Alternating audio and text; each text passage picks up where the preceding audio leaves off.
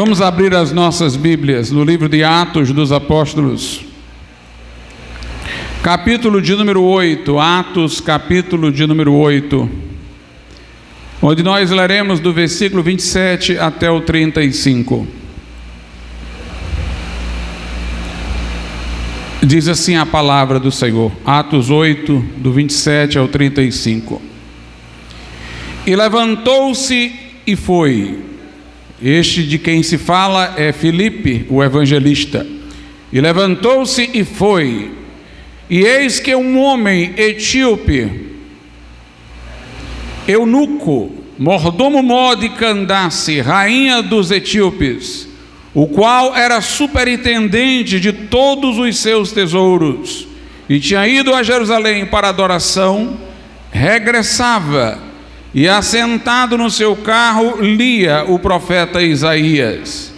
E disse o Espírito a Filipe: chega-te e ajunta-te a esse carro.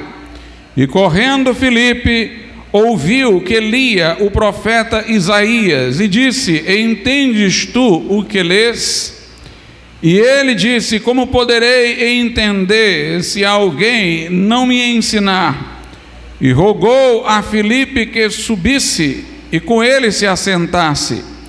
E o lugar da escritura que lia era este: foi levado como a ovelha para o matadouro, e como está mudo o cordeiro diante do que o tosquia, assim não abriu a sua boca. Na sua humilhação foi tirado o seu julgamento. E quem contará a sua geração? Porque a sua vida é tirada da terra. E respondendo o eunuco a Filipe, disse: rogo-te, de quem diz isto o profeta? De si mesmo ou de algum outro? Então Filipe, abrindo a sua boca e começando nesta escritura, lhe anunciou a Jesus. Podeis assentar.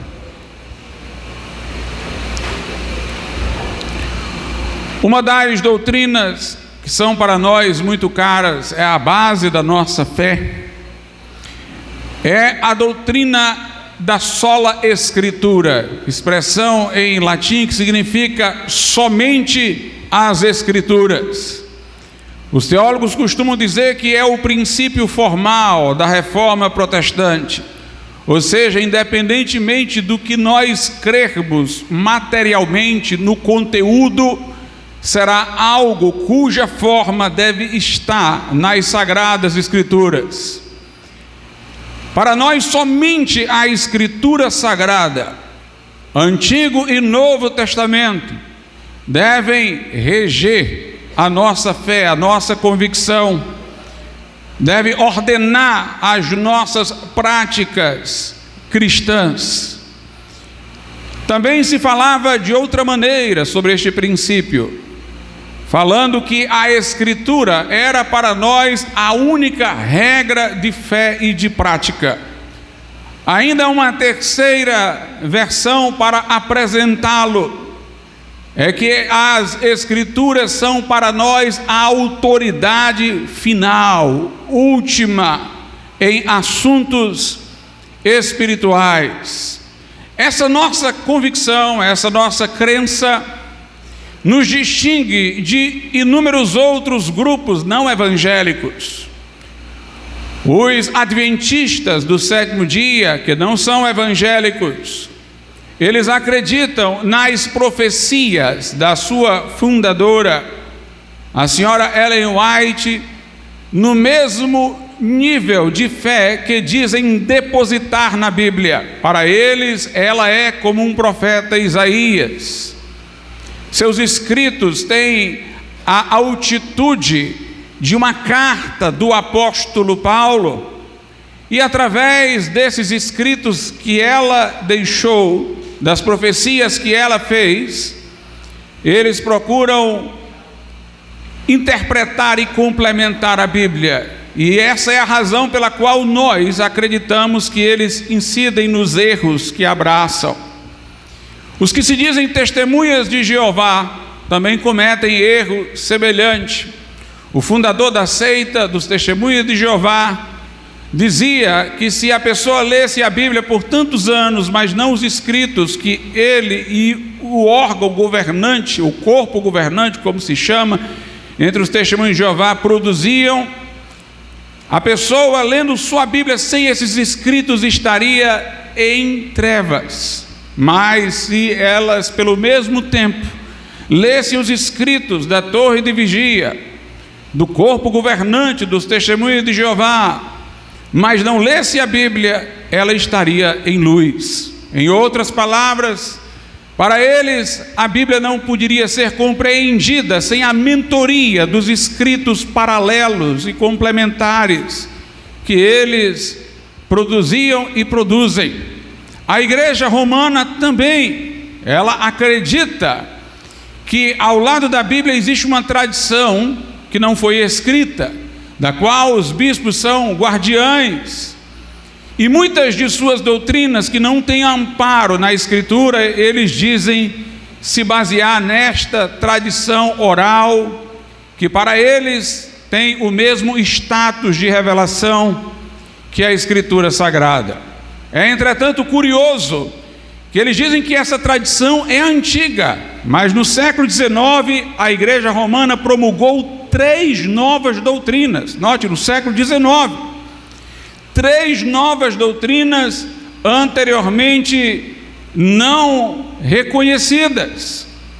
Se essas doutrinas promulgadas no século XIX tivessem validade para trás, alguns que a Igreja Romana canonizou santos seriam então hereges, porque teriam nos seus escritos falado de maneira diferente destas novas doutrinas promulgadas no século XIX. Então não parece que sejam tão antigas essas tradições quanto eles dizem.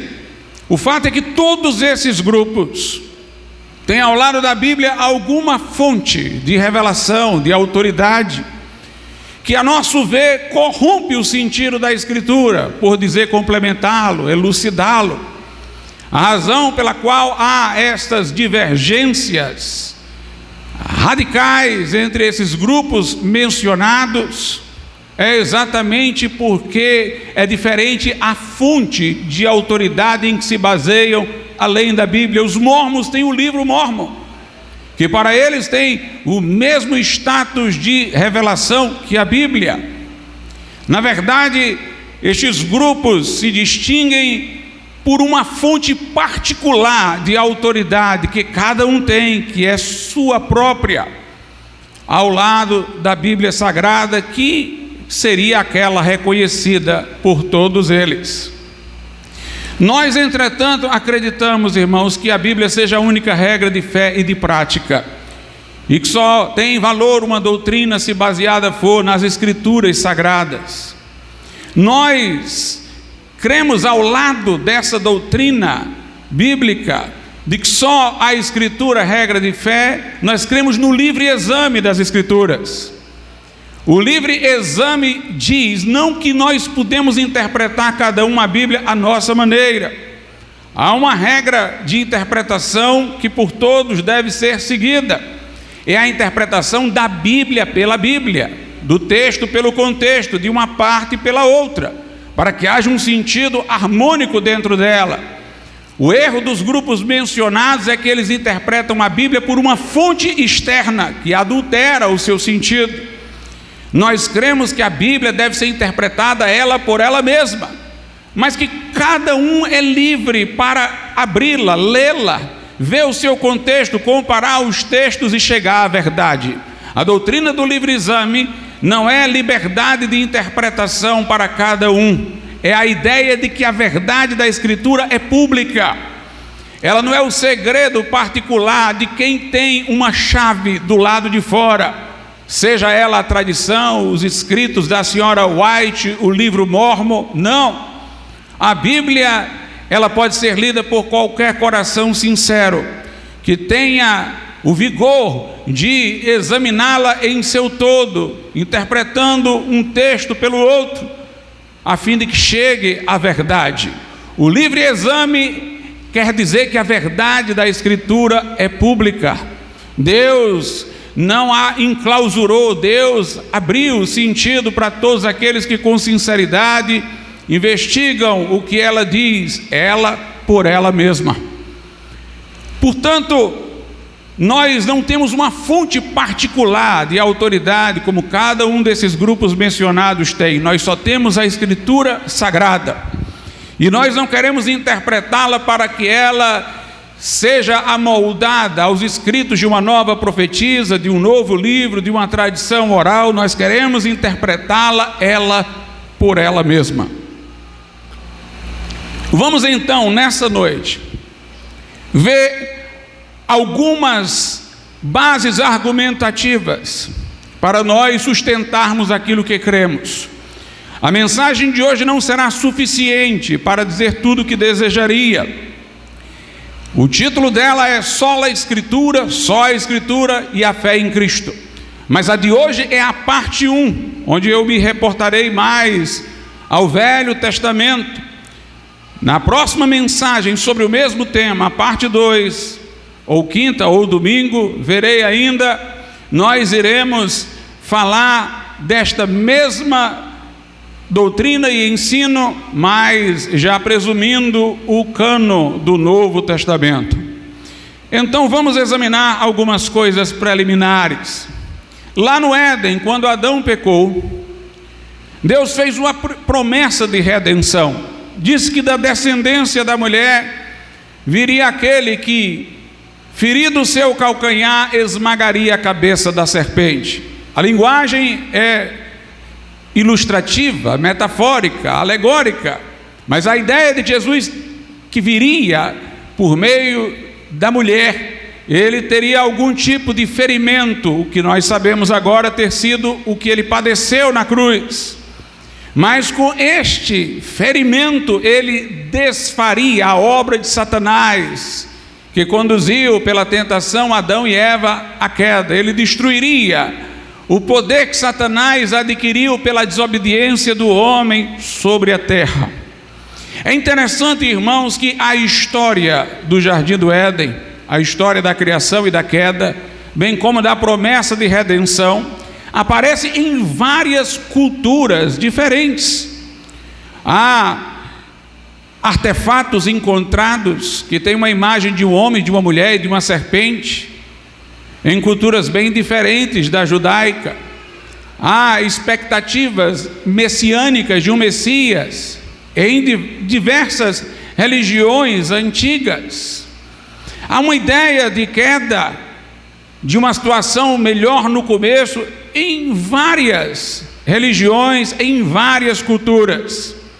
Isso mostra que a humanidade veio de um só casal, Adão e Eva, e que aquela história de tudo que aconteceu foi passada de pai para filho, e se manteve, portanto, nas várias culturas, não com tanta fidelidade, porque quando se passa a história de uma geração para outra, ela vai sendo modificada, vai sendo submetida a especulações supersticiosas e vai sendo alterada. A ideia de que houve um dilúvio, uma família escapou do dilúvio pela arca, que está na Bíblia, aparece em várias culturas. No relato bíblico, vê-se de forma muito mais plausível, porque é o que de fato aconteceu. E em várias outras culturas vem o mesmo relato carregado de fantasias, que você vê que são exatamente coisas inventadas pelas superstições humanas, mas a história básica está lá. Isso evidencia que há uma tradição oral, que nós chamamos de revelação geral, revelação comum, ou seja, os primeiros pais, Adão e Eva, transmitiram o que viram, o que aconteceu com eles aos seus filhos. Noé transmitiu aos seus filhos, ali como em Noé a humanidade recomeça, então aqueles conhecimentos de Noé também se difundem por várias culturas. Ao mesmo tempo que nós vemos que há ali uma tradição comum, nós vemos também as adulterações. Nós vemos que não podemos confiar na tradição, porque ao passar de geração para geração, ela sofre modificações. Por isso que os povos que têm noção sobre criação e queda têm de uma forma errônea em alguns pontos, se não tem o suporte da revelação bíblica. Os que contam a história do dilúvio, nem em várias outras culturas que não têm a herança judaico-cristã, contam de uma forma que tem distorções, porque passada a coisa de geração para outra, nós vemos as mudanças. Portanto, não há segurança de uma informação que é transmitida oralmente ao longo de muito tempo. E Deus escolheu Abraão para fazer a promessa messiânica. Deus prometeu a Abraão que de sua descendência viria uma nação a ser constituída, que seria destinatária da revelação divina do Velho Testamento, a nação de Israel. Deus falou a Abraão que de sua semente viria o Salvador, aquele por meio de quem seriam abençoadas todas as famílias da terra. Abraão creu na promessa do Messias e foi salvo por meio dela, foi salvo por uma fé profética. Creu Abraão em Deus e isso lhe foi imputado como justiça. Abraão teve um filho chamado Isaque. Todos nós aqui imaginaríamos que Deus não precisaria falar novamente a Isaque o que falara a Abraão, que Deus simplesmente poderia deixar que Abraão contasse a Isaque todas as promessas que Deus lhe havia feito. Mas curiosamente, irmãos, nós vemos que Deus não endossa a tradição oral nem imediata de um pai para um filho. Deus fala com Isaque, Deus fala com Rebeca, sua esposa, diz que 2 nações estão ali dentro de seu ventre, reitera as promessas. Isaque tem Esaú e Jacó, e por meio de Jacó a promessa que Deus fizera a Abraão e reiterara a Isaque teria sua continuidade, para vir a linhagem do Messias e o surgimento da nação de Israel. Poderíamos imaginar, Isaque vai falar com Jacó e vai contar o que ouviu de Deus, mas Deus não endossa a tradição oral. Deus aparece novamente a Jacó quando ele está fugindo da perseguição de seu irmão Esaú e diz a ele tudo e reitera todas as promessas. Então nós vemos que mesmo antes de haver escritura, Deus não confiava na tradição oral dos homens, na fidelidade de transmissão oral dos homens. Ele falou com Abraão, falou com Isaque e falou com Jacó. Na época de Moisés, Deus ordenou a Moisés que escrevesse o livro da lei, que escrevesse todo o Pentateuco, os 5 primeiros livros da Bíblia. E diz assim a escritura lá em Êxodo, no capítulo de número 17. Êxodo capítulo de número 17, versículo de número 14. Então disse o Senhor a Moisés: escreve isto para a memória num livro e relata-o aos ouvidos de Josué, que eu totalmente hei de riscar a memória de Amaleque de debaixo dos céus. Eu quero que você atente para 2 fatos. Primeiro, Deus ordenou que escrevesse, porque queria preservar a informação. E segundo, Deus disse: escreve isto para a memória, para que seja lembrado. Obviamente é como quem está dizendo: se isso não obtiver registro, a informação será esquecida, será adulterada. Para que haja memória, para que haja lembrança, escreve. É interessante que Tomás de Aquino, que tem a posição católico-romana, um homem da Idade Média, quando ele foi escrever sobre a lei humana, a lei dos homens, ele disse que a lei deveria ser preferencialmente escrita por 2 razões. Ele disse: porque ao ser escrita ela se torna pública e qualquer um pode cobrar aquilo que ela estabelece. E a segunda razão pela qual ela preferencialmente deve ser escrita, ele disse, é para que não seja esquecida, é para que haja memória. Interessante que ele teve esta conclusão para a lei humana, mas imaginou que pudesse haver uma tradição oral ao lado da Bíblia, tivesse sido preservada pelos líderes da igreja, passando de geração em geração, sem registro. Mas aqui nós estamos vendo Deus dizer a Moisés: escreve para a memória. Em Êxodo 24, veja o que a Bíblia Sagrada diz. Êxodo 24, 3 e 4. Veio, pois, Moisés e contou ao povo todas as palavras do Senhor e todos os estatutos. Então o povo respondeu a uma voz e disse: todas as palavras que o Senhor tem falado, faremos. Moisés escreveu todas as palavras do Senhor. E eu vou parar por aqui porque me basta chegar até aqui. Veja, ele contou ao povo tudo que Deus havia dito. E logo depois que ele contou, ele escreveu a mesma coisa. Se ele já tinha contado, aquelas pessoas, caso houvesse segurança na informação oral, tinham ouvido, iriam transmitir a seus filhos. Mas depois que ele contou tudo, ele escreveu. Porque escriturada a mensagem, o relato, ela teria conservação e memória. Veja o que a Escritura diz em Deuteronômio,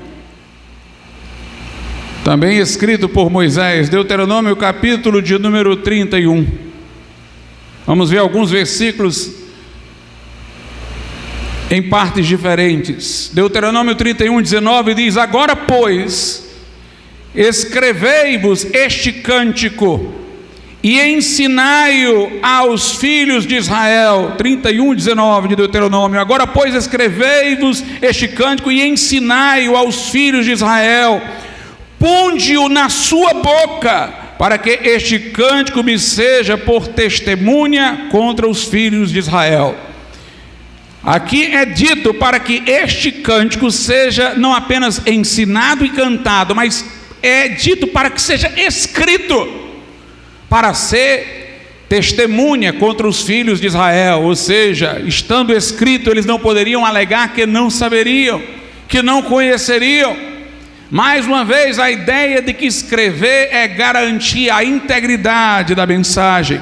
Verso 24: e aconteceu que acabando Moisés de escrever num livro todas, note, todas as palavras desta lei, até se acabarem, Moisés deu ordem aos levitas que levavam a arca da aliança do Senhor, dizendo: tomai este livro da lei e ponde-o ao lado da arca da aliança do Senhor vosso Deus, para que ali esteja por testemunha contra ti.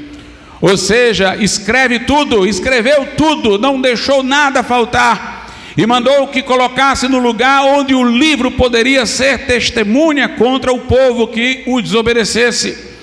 No verso de número 29 diz: porque eu sei, ó, razão de escrever e fazer tudo isso, ó, porque eu sei que depois da minha morte certamente vos corrompereis e vos desviareis do caminho que vos ordenei. Então este mal vos alcançará nos últimos dias, quando fizerdes mal aos olhos do Senhor, para o provocar a ira com a obra das vossas mãos. Deus está dizendo que sabe que o povo depois iria se desviar, e a escrita do livro, a colocação dele numa posição pública, era um testemunho contra o povo, porque o povo tendia a se corromper. Se fosse uma mera tradição oral, cairia totalmente no esquecimento. Os adversários da Escritura, eu peço que lá em cima evitem conversas. Os adversários da Escritura costumam, irmãos, dizer que na Bíblia Sagrada há citação de outros livros que não estão nela. É verdade, mas vamos entender sobre isso. Vejam, por exemplo, Números 21, o que diz a palavra de Deus, Números 21, 14. Por isso se diz no livro das guerras do Senhor: o que fiz no Mar Vermelho e nos ribeiros de Amon, e aí continua. É citado este livro que não está na Bíblia, o livro das guerras do Senhor. Em 2 Samuel 1,18, também nós temos um outro livro que não está na Bíblia citado. 2 Samuel 1,18 diz assim: dizendo ele que ensinassem aos filhos de Judá o uso do arco, eis que está escrito no livro de Jazer. Ora, isso não tem nenhum problema, meus amados irmãos. É claro que os autores da Bíblia conheciam outros livros, e é claro que o que havia de verdadeiro nos outros livros, o Espírito Santo os inspirou para citarem na Bíblia Sagrada. Mas esses outros livros não eram livros inspirados, não faziam parte do cânon do Velho Testamento. E se você olhar, os assuntos de que eles tratam e que são mencionados na citação são triviais. No caso dos livros das guerras do Senhor, era uma alusão a um fato histórico de uma guerra do povo de Deus. E aqui no primeiro livro de Samuel era sobre a instrução sobre o uso de um arco. Lucas, quando escreve o seu evangelho, ele diz lá na parte introdutória que ele saiu ouvindo todas as testemunhas. Ele fez consultas antes de escrever.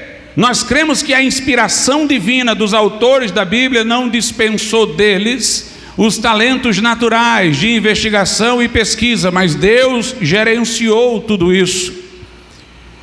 Então, esses livros citados não eram livros canônicos, inspirados, mas as informações que foram citadas destes livros são verdadeiras, e o Espírito Santo permitiu que fossem citadas por serem verdadeiras. Mas esses livros, na sua inteireza, que já estão perdidos, eles não estariam em todas as suas partes dizendo informações seguras. Eram fruto do talento humano de registrar, não da inspiração divina. Aliás, no Novo Testamento, Paulo cita um poeta grego pagão no discurso no Areópago. Ele disse: como disse um dos vossos poetas. E aí ele cita Arato, um poeta grego que não era judeu e nem cristão. Quando Paulo diz na carta aos Coríntios: as más companhias corrompem os bons costumes, ele estava citando um provérbio de sabedoria pagã. Era uma citação que não era nem do Velho Testamento, era uma citação de um provérbio do mundo antigo, mas era verdadeiro. A Bíblia Sagrada pode citar outras fontes, mas a questão é que o que é citado de outras fontes é necessariamente verdade, e nem tudo que está nessas outras fontes é verdadeiro. Só a Escritura é integralmente verdadeira e inspirada por Deus, e só ela é regra de fé e prática. E como vimos, os assuntos citados não são doutrinais. Era o manejo de um arco, era o relato de uma guerra, e essas citações não vêm revestidas de autoridade. Quando nós temos citações revestidas de autoridade, é citado um salmo de Davi dizendo: e Davi no Espírito disse. É citado para que se cumprisse o que foi dito pelo profeta. Você está reconhecendo a autoridade dele que profetizou e se convalidou. Mas aqui são citações informativas. Portanto, nós não vemos aqui uma base de autoridade. É citado lá na Epístola de Judas, no Novo Testamento, que Enoque profetizou, mas quando vai se ver o conteúdo do que Enoque teria dito, é algo que foi dito por um outro profeta que está no Velho Testamento, com as mesmas palavras. Então ali nós temos o aditivo da informação que essa profecia era originariamente de Enoque, mas até já havia sido novamente feita de maneira igual por um profeta do Antigo Testamento, que poderia ter sido citado naquele momento. Nós temos o seguinte em Deuteronômio 29, o que ajuda-nos a entender o que eu estou dizendo. Deuteronômio 29 diz assim: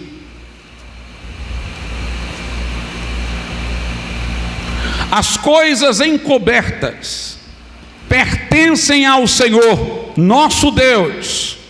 Porém, as reveladas nos pertencem a nós e a nossos filhos para sempre, para que cumpramos todas as palavras desta lei.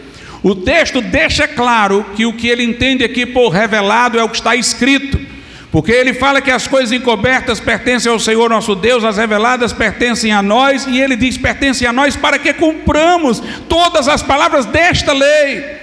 Então ele está dizendo o que está aqui na Escritura, o que Deus revelou para ganhar texto na Escritura, é o que ele quer que nós saibamos. Estas coisas são as que pertencem a nós.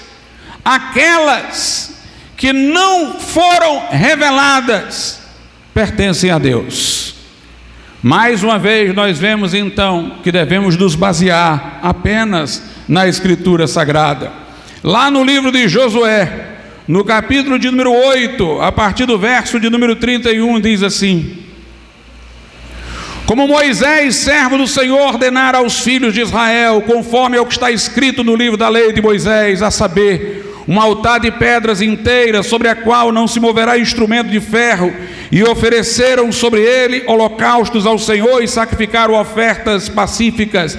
Também escreveu ali em pedras uma cópia da lei de Moisés, que este havia escrito diante dos filhos de Israel.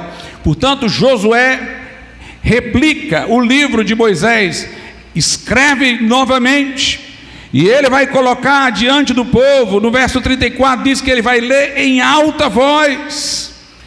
Ele não apenas reescreve, mas o lê diante do povo. Mais uma vez nós vemos o povo sendo guiado através da Escritura Sagrada.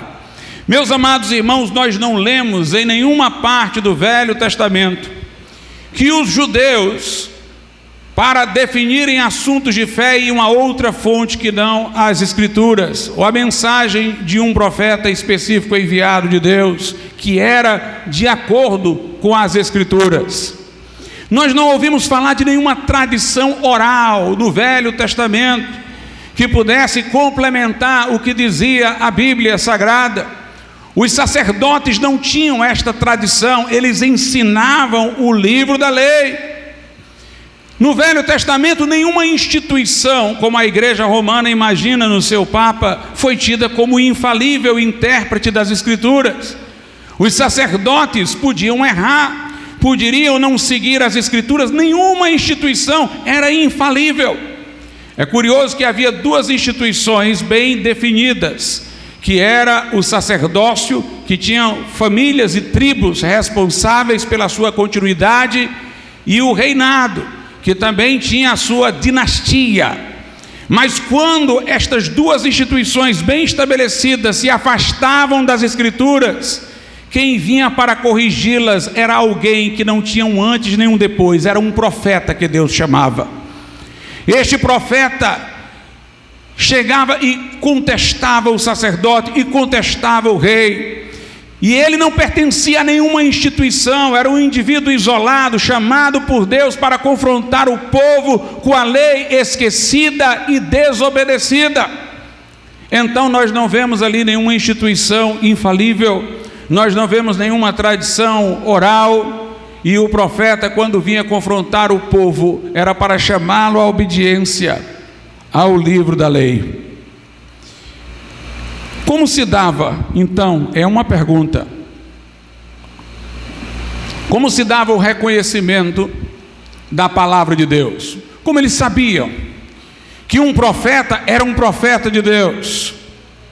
A Igreja Romana costuma dizer isso. Ela diz: olha, como você saberia que o Novo Testamento é esse se não fosse a igreja que dissesse? Ela negligencia que antes de haver igreja havia o Antigo Testamento muito maior do que o Novo Testamento, e que era crido sem haver uma igreja para dizer simplesmente que ele deveria ser crido. Na verdade, irmãos, a palavra de Deus se impõe por si mesma. É sempre mencionada a palavra de Deus como tendo virtude própria. O profeta diz, falando como se for a boca do Senhor: a minha palavra não voltará para mim vazia, mas cumprirá aquilo para o que foi enviada. Lá no Novo Testamento, o autor da carta aos Hebreus diz: porque a palavra de Deus é viva e eficaz, é mais penetrante do que espada aguda de 2 gumes, que vai até a divisão da alma, do espírito, das juntas e medulas, e é apta para discernir o pensamento e o intento do coração. Nós sabemos que o que está aqui é a palavra de Deus, porque nós ouvimos Deus falar neste livro. Porque quando comparamos este livro com qualquer outro, nós vemos a sua sublimidade, nós vemos a força da sua inspiração. A Bíblia autentica a si mesma. Veja o que disse Jeremias. Na época do profeta Jeremias, ele foi o órgão da revelação, escreveu o livro de Jeremias da Bíblia, escreveu o livro de Lamentações, mas na época dele existiam falsos profetas mentindo, dizendo coisas falsas em nome de Deus. Mas Jeremias disse ao povo que o povo era responsável. Primeiro, o que Jeremias dizia estava de acordo com o que já havia sido escrito. A Bíblia é interpretada pela Bíblia. O que ele estava dizendo estava de acordo com o que já havia sido escrito, o que provava que ele era um autêntico profeta. E segundo, a palavra que saía da sua boca saía com uma inspiração que todos poderiam sentir. Os falsos profetas não estavam sintonizados com o que já havia sido escrito, com as partes da Bíblia que já estavam consolidadas. E a mensagem deles, notoriamente, não tinha comparação com a de Jeremias. Veja o que a Bíblia diz, Jeremias capítulo de número 23. Diz assim a Bíblia Sagrada, a partir do versículo de número 28: o profeta que tem um sonho, conte o sonho, e aquele que tem a minha palavra, fale a minha palavra com verdade, que tem a palha com o trigo, diz o Senhor. O que quer dizer isso? Ele quer dizer o seguinte: se a mensagem fui eu que dei, fale. Se não for, não fale não. Fale. E todo mundo vai saber que sou eu que estou falando, porque não se pode confundir a palha com o trigo. A palavra de Deus alimenta, a palha não. Por isso que ele está dizendo que tem a palha com o trigo. Fale a minha palavra, que é diferente da dos falsos profetas. A deles é palha, a minha é trigo. No versículo 29 ele continua: porventura a minha palavra não é como fogo, diz o Senhor, e como um martelo que esmiuça a pedra. Então ele aqui mostra que a palavra convence por si mesma. Ela não foi autenticada do lado de fora, o é do lado de dentro. Deus fala dela. Aqui tem um martelo que esmiuça a penha, o fogo que consome a lenha.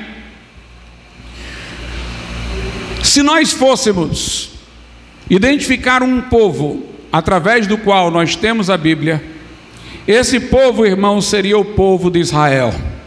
Mas como eu disse, Deus não autorizou o povo de Israel a guardar uma tradição concorrente com a da Bíblia. Pelo contrário, os anciãos de Israel criaram a sua própria tradição, mas Jesus os criticou, dizendo que eles invalidavam a palavra de Deus seguindo suas tradições. Lá em Mateus, no capítulo de número 15, Mateus capítulo de número 15, a Bíblia Sagrada diz-nos o seguinte: Mateus 15, versículo 6: e assim invalidaste pela vossa tradição o mandamento de Deus. Jesus aqui, portanto, antagoniza, confronta a tradição dos anciãos judeus, dizendo não que elas, as tradições, complementavam a Bíblia, mas invalidavam a Escritura Sagrada. Mas como eu vinha dizendo, se há um povo por meio do qual Deus nos legou a Bíblia, este povo é o povo judeu. A igreja romana equivoca-se quando ela se diz a igreja que deu a Bíblia Sagrada às pessoas, que se não tivesse ela não teria a Bíblia, que se não fosse por sua autoridade as pessoas não saberiam que a Bíblia é a palavra de Deus. Como eu disse, falar isso é ignorar todo o tempo em que a igreja cristã ainda não existia, mas existia o povo de Israel com quem Deus fez uma aliança.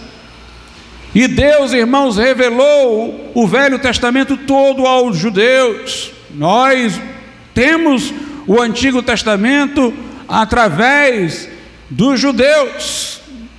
E mais, digo-vos até isso, que até o Novo Testamento é uma dívida cristã com os judeus. Vou explicar daqui a pouco, mas veja o que a Escritura diz em Romanos 3. Romanos capítulo de número 3.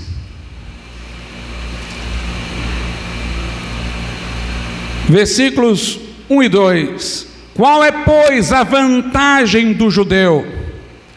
Ou qual a utilidade da circuncisão, que é o rito que marca o ingresso de uma criança no mundo judaico? Qual é a vantagem? Ele diz no verso 2: muita em toda maneira, porque primeiramente as palavras de Deus lhe foram confiadas. Então ele está dizendo que as palavras de Deus, a Escritura, foi confiada aos judeus. Em Romanos, no capítulo de número 9, veja o que a Bíblia diz.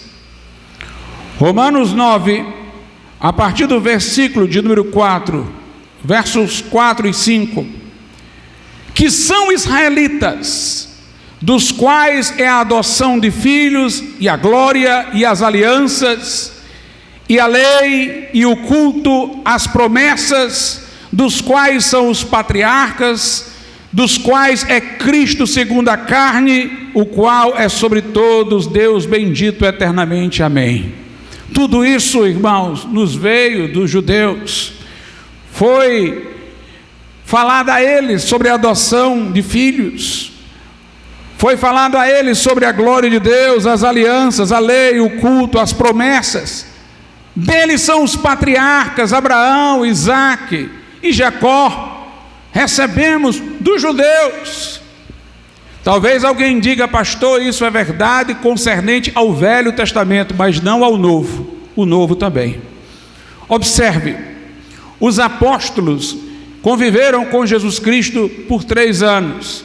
Ali eles receberam as instruções pelas quais eles escreveram o Novo Testamento, ou orientaram outros que sob sua autoridade escreveram algum livro do Novo Testamento. Quando Jesus os instruiu, não havia igreja, porque a igreja só começa depois da morte e ressurreição de Jesus. O Novo Testamento só podia vir depois da morte de Jesus. Um testamento não tem força senão depois da morte do testador. Eles receberam as instruções não ainda como membros da igreja que não tinha surgido, eles receberam como judeus aquilo que mais tarde veio a estar no Novo Testamento. Paulo foi escolhido como apóstolo para o lugar de Judas Iscariotes por Deus depois da morte e ressurreição de Jesus. Mas note que o apóstolo Paulo diz: eu fui escolhido como alguém escolhido fora de tempo. Eu nasci como quem nasce fora de tempo. Era para eu ter sido escolhido antes. Eu sou um substituto. Foi o que ele disse. E Paulo era judeu.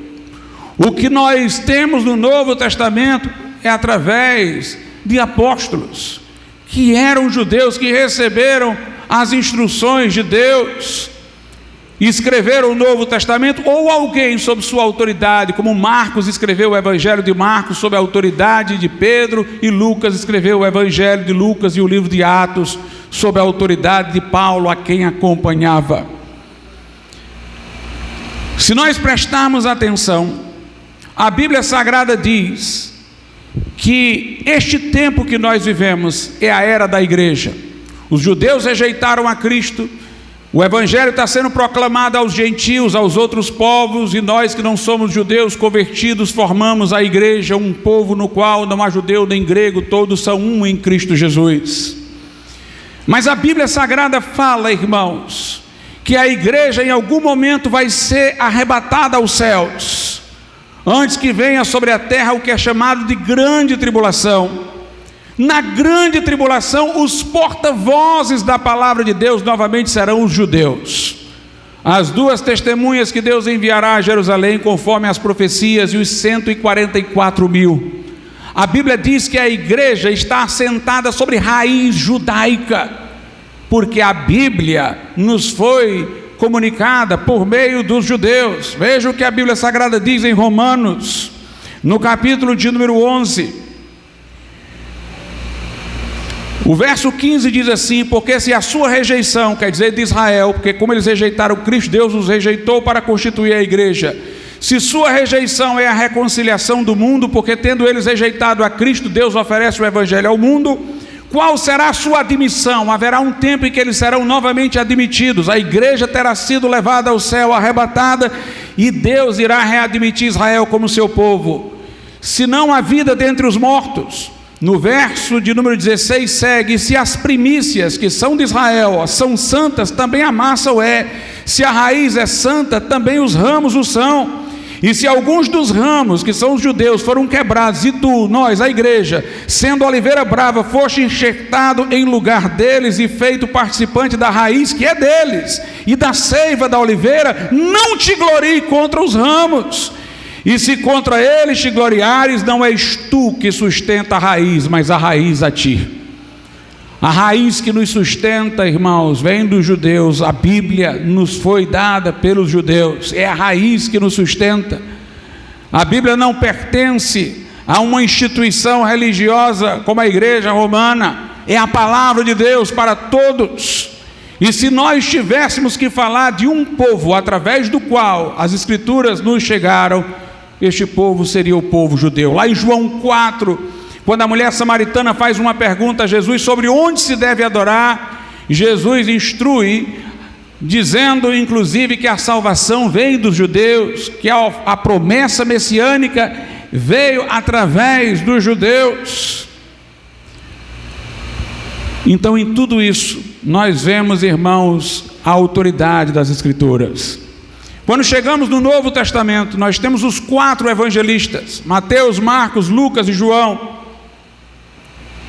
Todos contam a história de Jesus, dizendo em vários momentos: aconteceu isso para que se cumprisse o que fora dito pelo profeta. Jesus fez isso para que se cumprisse o que fora dito pelo profeta tal e tal. Toda a história de Jesus Cristo é legitimada através das citações das profecias nele cumpridas no Velho Testamento.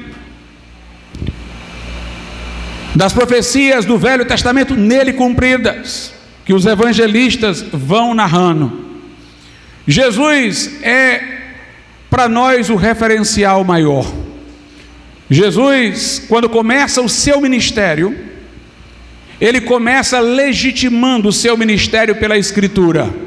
É batizado lá por João Batista, o Espírito Santo desce sobre ele, ele entra numa sinagoga, está cheio do Espírito Santo, abre o rolo do profeta Isaías, lê o capítulo 61, o Espírito do Senhor está sobre mim, me ungiu para evangelizar os pobres, pôr em liberdade os oprimidos, dar libertação aos cativos, anunciar o ano aceitável do Senhor. Ele lê, fecha o rolo e diz: hoje cumpriu-se aos vossos ouvidos essa escritura, como quem diz: eu sou este de quem Isaías estava profetizando.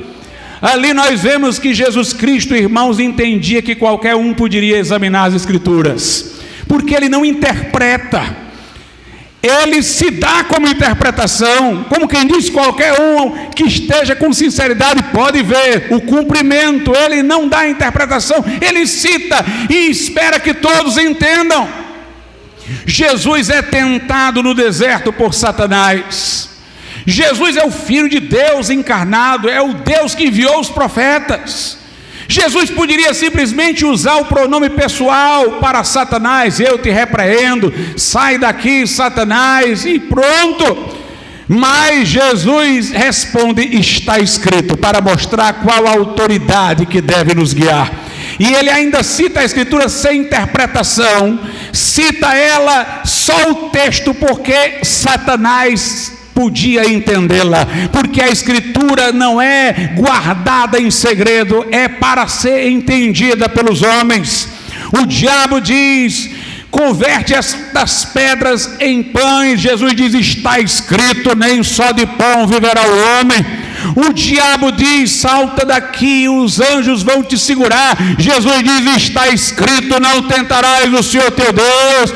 O diabo diz: eu te darei os reinos da terra se prostrado e me adorares. Jesus diz: está escrito, ao Senhor Deus adorarás e só a Ele darás culto.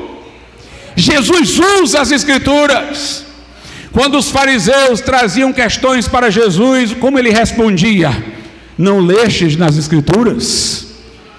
Jesus citava o Velho Testamento e usava-o como fonte de autoridade. Ele era o Filho de Deus, mas ele recorria à Escritura para nos dar exemplo. Meus amados irmãos, quando Jesus ressuscita, essa é uma das partes mais gloriosas. Ele aparece a 2 discípulos, os discípulos de Emaús. Esses discípulos estão cabisbaixos, melancólicos, porque eles eram seguidores de Jesus, mas quando Jesus foi crucificado, eles pensaram que tudo tinha se acabado. Eles não creram na possibilidade de ressurreição, e Jesus entra no caminho com eles.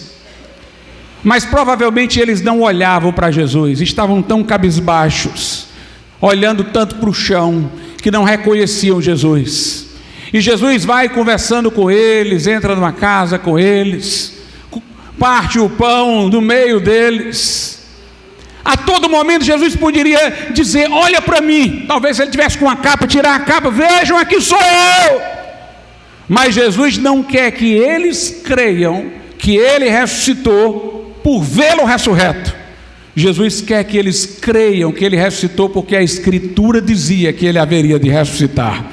Veja lá em Lucas, no capítulo de número 24, o que Jesus diz a esses discípulos de Emaús, versículo 25: e ele lhes disse: ó nécios e tardos do coração, para crer tudo que os profetas disseram, porventura não convinha que o Cristo padecesse estas coisas e entrasse na sua glória?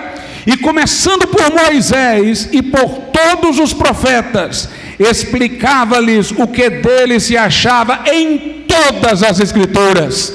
Aleluia, irmãos. Jesus está em toda parte da Bíblia, do começo ao fim. Ele é o assunto da Bíblia em toda parte. E diz aí: e chegaram à aldeia para onde iam, e ele fez como que ia para mais longe, e eles o constrangeram, dizendo: fica conosco, porque já é tarde, já declinou o dia. E entrou para ficar com eles. E aconteceu que, estando com eles à mesa, tomando o pão, abençoou e partiu, e lhe deu. Abriram-se-lhe então os olhos e conheceram, e ele desapareceu-lhes. E o conheceram, e ele desapareceu-lhes. E disseram um para o outro: porventura não ardia em nós o nosso coração, quando pelo caminho nos falava e quando nos abria as Escrituras? Mais adiante, Jesus ressurreto aparece aos discípulos para convencê-los da ressurreição por meio da Escritura. Versículo 44: e disse-lhes: são estas as palavras que vos disse estando ainda convosco, que convinha que se cumprisse tudo o que de mim estava escrito na lei de Moisés e nos profetas e nos salmos. Então abriu-lhes o entendimento para compreenderem as Escrituras. Jesus, usando a autoridade das Escrituras Sagradas, lá no Evangelho de João, capítulo 5, veja o que Jesus diz para aqueles que o ouviam. João, capítulo de número 5, versículo 39, Jesus diz: examinais as Escrituras, porque vós cuidais ter nelas a vida eterna, e são elas que de mim testificam. Jesus aprova o exame das Escrituras, diz que as Escrituras tratam da vida eterna e dele, ele é o assunto da Bíblia. E mais adiante nós vemos, versículo 45, ainda em João 5: não cuideis que eu vos hei de acusar para com o Pai, há um que vos acusa, Moisés, ou seja, a lei, em quem vós esperais, porque se vós cresceis em Moisés, creríeis em mim, porque de mim escreveu ele. Mas se não credes nos seus escritos, como crereis nas minhas palavras? No dia de Pentecostes, irmãos, os discípulos são cheios do Espírito Santo e começam a falar em línguas desconhecidas. As pessoas ouvintes perguntam: o que quer isto dizer? Pedro vai explicar como. Ele vai dizer: isto é o que foi dito pelo profeta Joel. Ele legitima aquela experiência dizendo que ela era o cumprimento da profecia de Joel. Pedro, nesta mesma pregação, vai falar da ressurreição de Jesus, citando um salmo de Davi, em que Davi disse: tu não deixarás a minha alma no Hades e nem permitirá que o meu corpo veja a corrupção. Aí Pedro diz: o corpo de Davi se desfez no pó, vocês sabem onde é que está a sepultura dele? Então ele estava falando de outro, estava falando do Messias que haveria de ressuscitar. Ele também disse, Davi também disse: assenta-te à minha direita, até que eu ponha os teus inimigos por escabelos de teus pés. Disse o Senhor ao meu Senhor: assenta-te à minha direita, até que eu ponha os teus inimigos debaixo dos teus pés. O primeiro Senhor é o Pai, o segundo é o Filho. E aí Pedro está tentando dizer: ele ressuscitou e ele está agora à destra de Deus. De acordo com Davi, o Pai o chamou para sentar à sua destra até que os inimigos sejam subjugados. E foi de lá que ele derramou isto aqui que vocês agora veem e ouvem. Tudo na Escritura Sagrada. O primeiro concílio da igreja está relatado na Bíblia em Atos 15 para decidir uma questão doutrinária. Quem encerra o concílio é Tiago. Note, não é Pedro. Pedro não era tido por Papa. Tiago tinha mais influência em Jerusalém, na igreja de Jerusalém, que Pedro. Ele encerra o concílio citando uma passagem da Bíblia que dá o esclarecimento doutrinário do Velho Testamento. Nós, irmãos, vemos o apóstolo Paulo entrando nas sinagogas para disputar com os judeus e provar que Jesus era o Cristo pela Escritura Sagrada. Lá em Atos dos Apóstolos, capítulo de número 17, versículos 1 e 2... E passando por Anfípolis e Apolônia, chegaram a Tessalônica, onde havia uma sinagoga dos judeus, e Paulo, como tinha por costume, foi ter com eles, e por 3 sábados disputou com eles sobre as Escrituras. Versículo 3, expondo e demonstrando que convinha que Cristo padecesse e ressuscitasse dentre os mortos, e este Jesus que vos anuncio, dizia ele, é o Cristo. Note, Paulo recorria às Escrituras para convencer os judeus. Interessante, irmãos, que chamam-se os livros que estão na Bíblia do Velho e do Novo Testamento de livros canônicos. A igreja romana também os chama de canônicos. Cano quer dizer regra. Então, se eles são os canônicos e não há outros canônicos, eles são as regras. Eles definem a regra da fé. Os primeiros concílios da igreja, como o concílio de Nicéia, que não foi convocado pelo Papa, mas por um imperador, e que o bispo de Roma nem esteve presente, que definiu a doutrina da Trindade. Naquele concílio ali, os argumentos eram baseados na Escritura Sagrada, na citação da Bíblia. Ela é a nossa fonte, é a nossa fonte de autoridade. E como eu preguei aqui da vez passada, o que o Velho Testamento fala é sobre Jesus. Os sacrifícios dos animais prefiguravam o sacrifício de Jesus Cristo lá na cruz do Calvário. Quando João Batista estava pregando, nós citamos aqui, ele avistou Jesus e ele disse: eis o Cordeiro de Deus, que tira o pecado do mundo. 2 dos discípulos de João seguiram Jesus, inicialmente porque João disse, mas depois eles viram de primeira mão que Jesus é o Salvador. Assim também você pode nunca ter conhecido a Bíblia e eu dizer para você: leia o Novo Testamento, e você leu por um conselho meu. mas você vai saber quando ler que é a palavra de Deus muito mais do que pelo que eu disse. Você vai ver de primeira mão. Aqueles 2 discípulos foram porque João o apontou.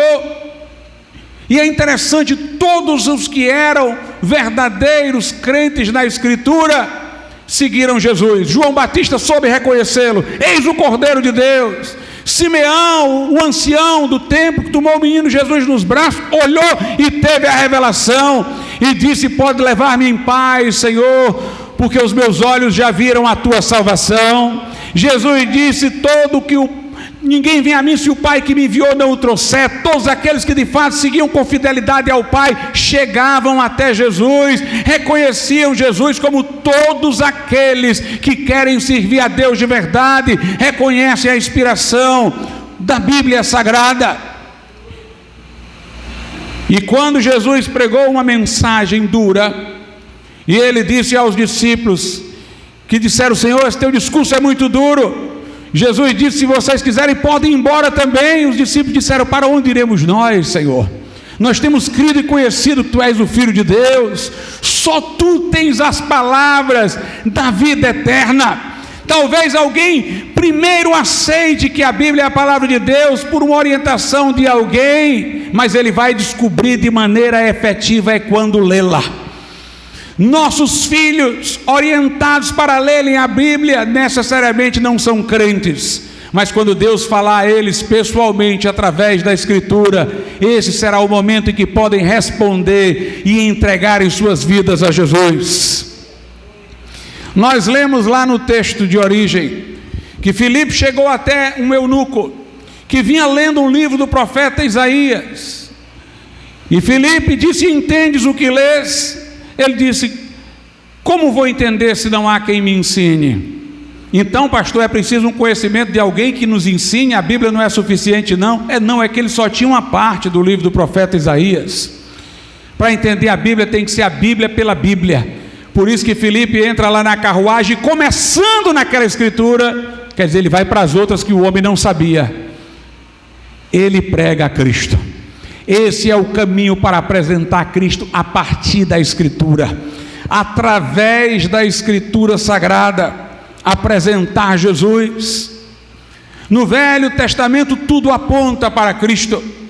Quando o anjo da morte entrou no Egito para ceifar o filho primogênito de cada família egípcia, porque eles não estavam deixando o povo de Israel ir, o anjo da morte não entrava na casa de um hebreu, de um judeu, porque Deus tinha orientado para que eles sacrificassem um animal e pusessem o sangue do animal nos umbrais da porta. O anjo destruidor passava ali, via a marca do sangue e seguia adiante.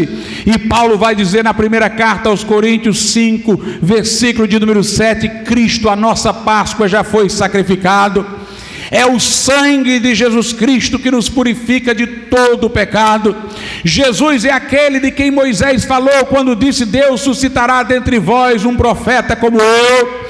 Ele é o Cordeiro de Deus que tira o pecado do mundo. É o sacerdote eternamente segundo a ordem de Melquisedeque. Ele é a nossa Páscoa. Ele é o servo que veio para carregar o nosso fardo de pecado na cruz e ser traspassado e moído. Ele é o rei que deve governar as nossas vidas. Jesus é o assunto de toda a Escritura Sagrada. Ele disse: são elas que de mim testificam. Até mesmo da lei moral. Para terminarmos, vamos ver o que a Bíblia Sagrada diz na primeira epístola de Paulo a Timóteo, capítulo 1, a partir do verso de número 8. Sabemos, porém, que a lei é boa se alguém dela usa legitimamente, sabendo isto, que a lei não é feita para o justo, mas para os injustos e obstinados, para os ímpios e pecadores, para os profanos e religiosos, para os parricidas e matricidas, para os homicidas, para os fornicadores, para os sodomitas, para os roubadores de homens, para os mentirosos, para os perjuros e para o que for contrário à sã doutrina. A lei de Deus nos foi dada, ou foi dada a Israel, não porque somos justos. O erro de muitos é de pensar: se a lei foi dada, eu posso cumpri-la. Eu posso ser salvo através das minhas obras. Paulo diz: a lei é boa, mas se for usada legitimamente, se ela for usada para o propósito para o qual Deus a deu. Deus nos deu a sua lei, não porque éramos capazes de cumpri-la, porque quando o pecado entrou no mundo, degenerou a humanidade, a lei foi dada para que o homem tivesse o pleno conhecimento do pecado. É o que diz em Romanos 3, é o que diz em Romanos 7:7. A lei foi dada para nos tornar indesculpáveis diante de Deus, para ser testemunha, como lemos, contra nós, diante de Deus. A lei foi dada não para o justo, mas para o injusto. Nós somos injustos. Para os obstinados, os ímpios, pecadores, profanos, irreligiosos, os parricidas que matam os pais, mas aqui é para exagerar a coisa até o último limite, os que não honram o pai e mãe, matricidas, os homicidas que não honram o seu próximo. Jesus diz: quem odiar o seu próximo no coração já o matou.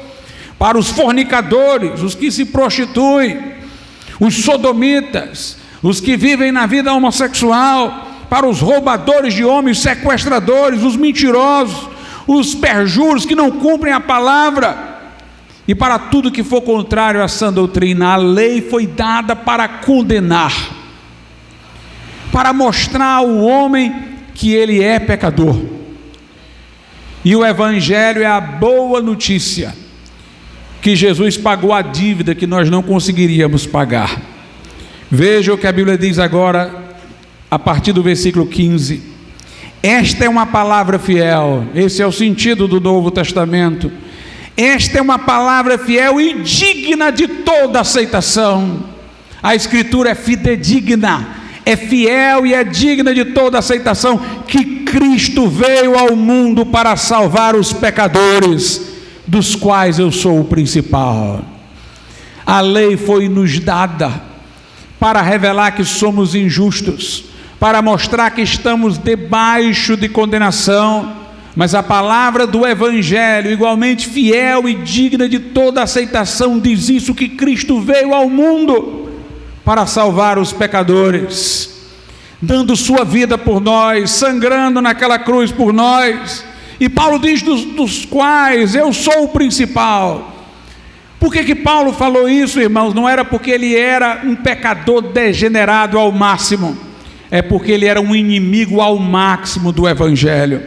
No verso 13 ele diz: a mim que dantes fui blasfemo e perseguidor e injurioso, mas alcancei misericórdia, porque eu fiz ignorantemente na incredulidade. Paulo não era um homem socialmente ímpio, era um religioso, mas ele era obstinado contra a fé cristã.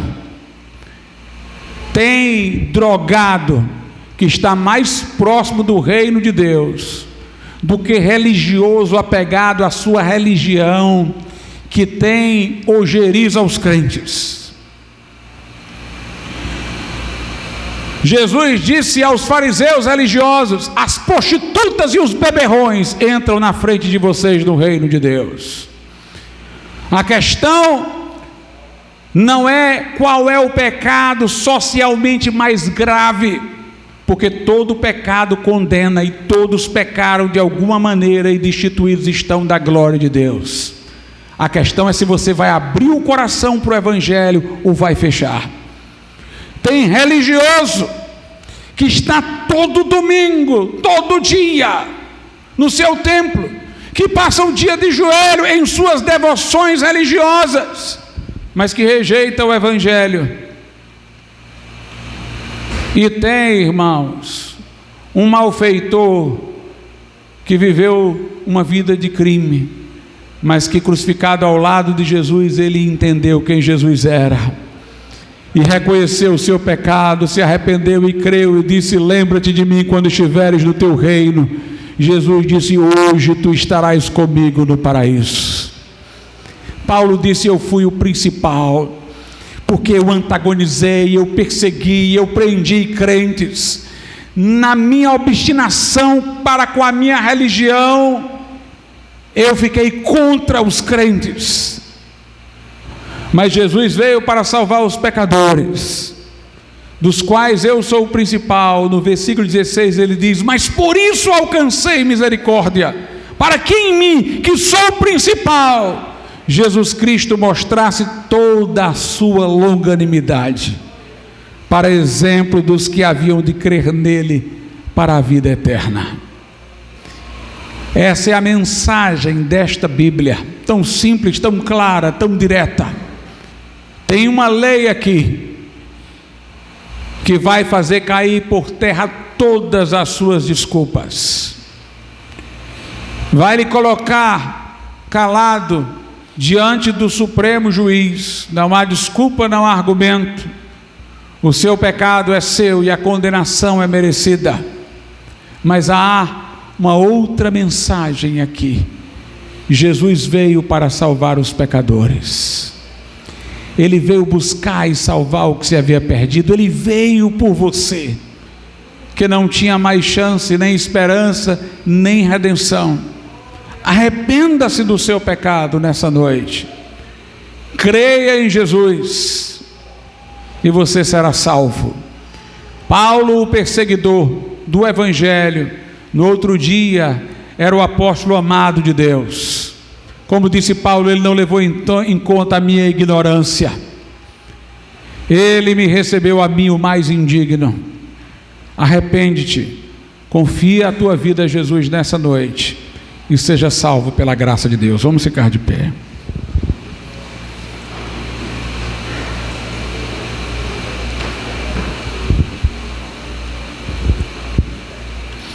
Soberano Deus e nosso Pai, nós te louvamos por este livro, Senhor, pelas sagradas escrituras, base da nossa fé, da nossa confiança, Senhor, que através dela, meu Deus, mentes sejam aqui iluminadas, corações dispostos e pessoas acorram a Jesus Cristo como seu Salvador. Fala aos corações nesta hora, nós te pedimos em nome de Jesus, amém.